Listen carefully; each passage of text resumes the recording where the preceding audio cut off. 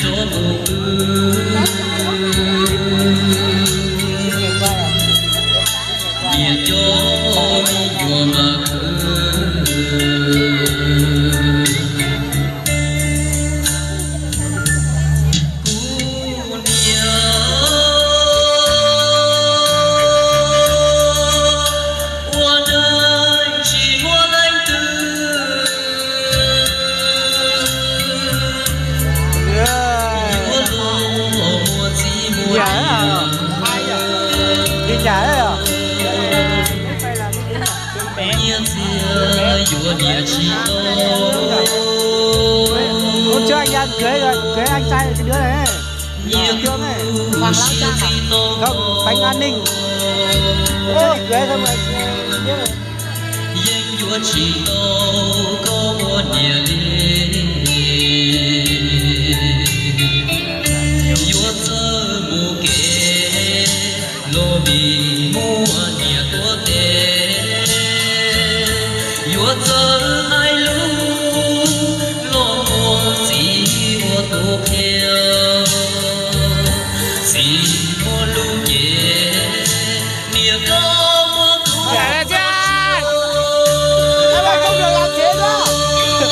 ban tổ chức sao lại cho nó hai nè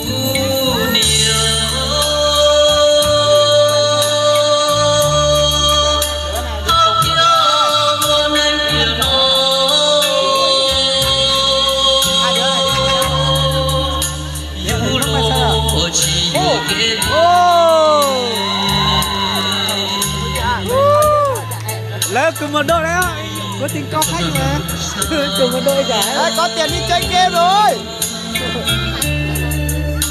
cho niềm ly xiên nhiều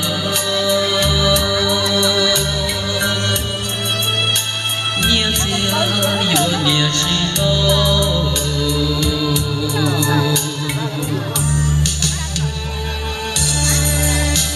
giờ đi hai người chia chia đi mua nhiều tiền mua nhiều đây cho chúng ta như được cô lột xe luôn và chỉ biết cho nhớ trộn lưu sử là họ còn nên cho nó can nhớ sòng nó một cái chế nữa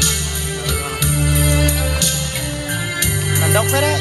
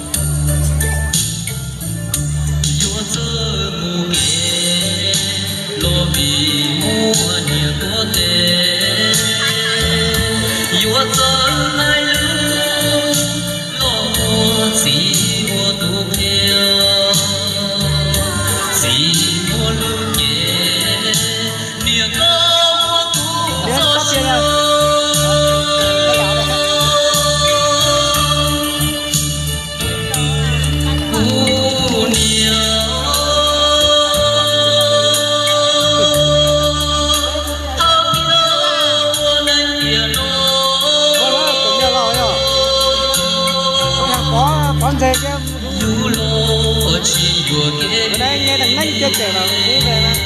Đâu, đâu, nick bay của anh mà. Nhắn tin bảo cái đứa kia. Anh điện thoại ra đây đi. Mình chưa cần điện thoại nữa. cho niềm li lu xia nhiều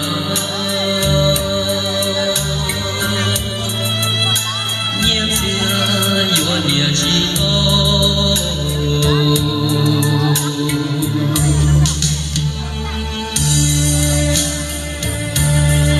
sau đó nên chúng tôi sẽ đặt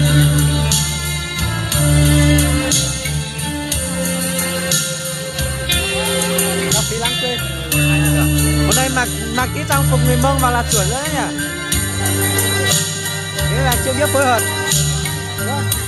Mình chỉ đi hát, mình đang đi hát ra người góp ý ra.